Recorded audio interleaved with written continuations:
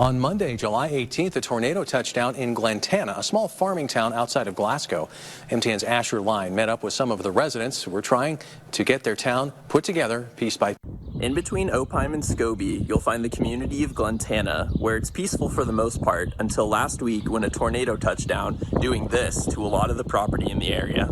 Tornadoes are rare in the Big Sky, but just this month, an EF2 tornado hit Valley County.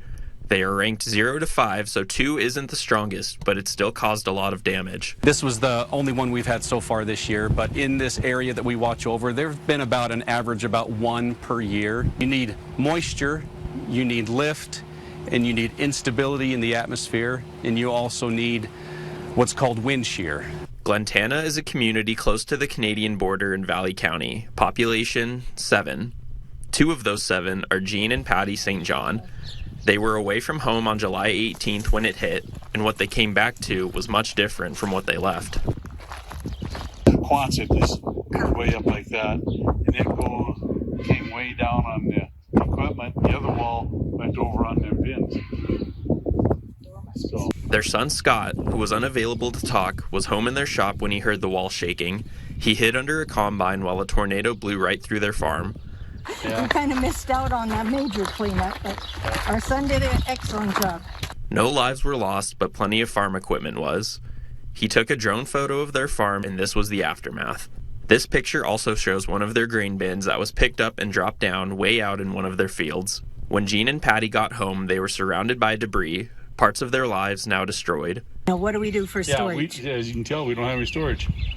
So. And get something maybe put up so we can get some equipment inside again for the winter. You know, if you were in Billings, there's a lot of construction crews, or Great Falls or Missoula, but not around here.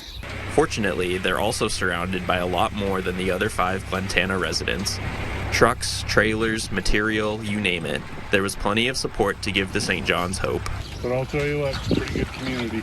You're talking about community. This is a friend's truck, and that trailer is a really good friend from up north. And we got that filled with a lot of stuff that was in the shop. The St. John's estimate over $1 million in damages between destroyed buildings, bins, and equipment.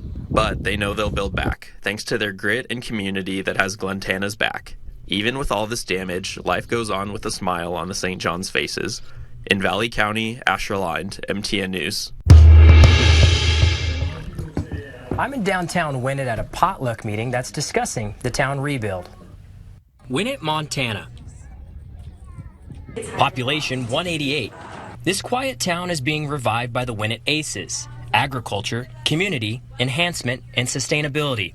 They hold a monthly potluck discussing upcoming plans and programs from community members and committee chairs. It's a really cool thing when we all get together and have a common goal. It seems like we can accomplish a lot, and it's really fun. I mean, you're standing inside of something that was supposed to be torn down, and you know it's going to be pretty cool. It's going to have an ice cream machine in it, I've been told, Jim, and coffee. This month, it's held in one of their projects, the Winnett Oddfellows Hall, and Diana Brady says that this job is huge for the town. Like I said, businesses can grow. Our own children didn't have this business, and we'd like it to be better than it was for them, so that they would have things to do to keep them here, not having to drive 50 miles to Lewistown. Run down and deprived of a fresh coat of paint, it represents the determination that this community has to grow.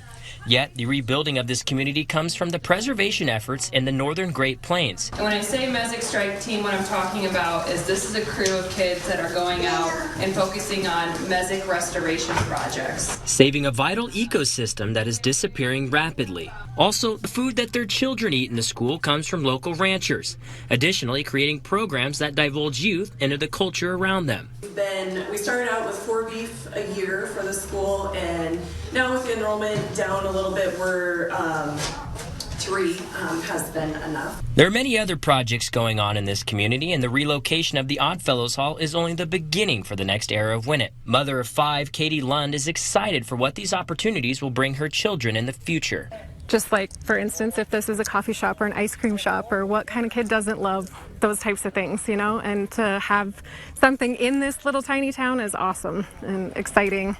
Their meeting was something that you can only see in small town America, a great representation of what a team can do when you put your heart into something. Other projects on the Winnett docket include a multi-million-dollar community center, which is under construction, and adding affordable housing options while preserving the town's historic features. In Petroleum County, Ryan Gamboa, MTN News.